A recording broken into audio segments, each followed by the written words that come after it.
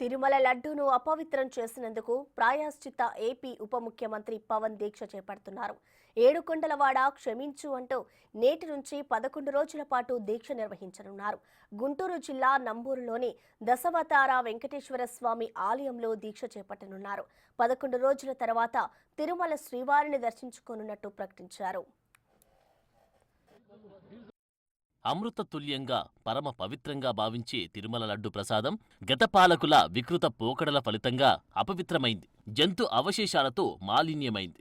విశృంఖల మనస్కులే ఇటువంటి పాపానికి ఒడిగట్టగలరు. ఈ పాపాన్ని ఆదిలోనే పసిగట్టలేకపోవడం హైందవ జాతికే కలంకం. లడ్డూ ప్రసాదంలో జంతు అవశేషాలు ఉన్నాయని తెలిసిన క్షణం నా మనసు వికలమైంది. అపరాధ భావానికి గురైంది. ప్రజాక్షేమాన్ని కాంక్షించి పోరాటంలో ఉన్న నాకు ఎటువంటి క్లేశం ఆదిలోని నా దృష్టికి రాకపోవడం బాధించింది. కలియుగ దైవమైన బాలాజీకి జరిగిన ఈ ఘోర అపచారానికి సనాతన ధర్మాన్ని నమ్మి ప్రతి ఒక్కరూ ప్రాయశ్చిత్తం చేసుకోవాల్సిందే. అందులో భాగంగా నేను ప్రాయశ్చిత్త దీక్ష చేయాలని సంకల్పించాను.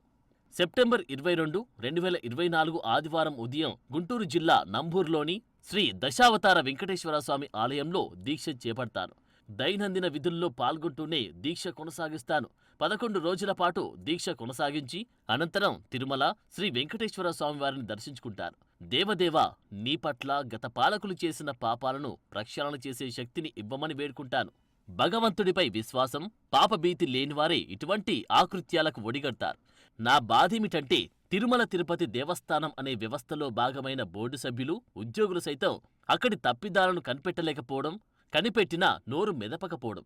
నాటి రాక్షస పాలకులకు భయపడి మిన్నకుండిపోయారా అనిపిస్తోంది. వైకుంఠధామంగా భావించే తిరుమల పవిత్రతకు, వేదాచారాలకు, ధార్మిక విధులకు కలంకం తెచ్చే విధంగా పెడపోకడలకు పాల్పడిన గత పాలకుల తీరు హిందూ ధర్మాన్ని పాటించి ప్రతి ఒక్కరిని బాధించింది.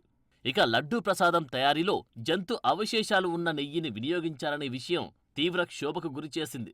ధర్మాన్ని పునరుద్ధరించుకునే దిశగా అడుగులు వేసే తరుణం ఆసన్నమైంది. ధర్మో రక్షతి రక్షితః.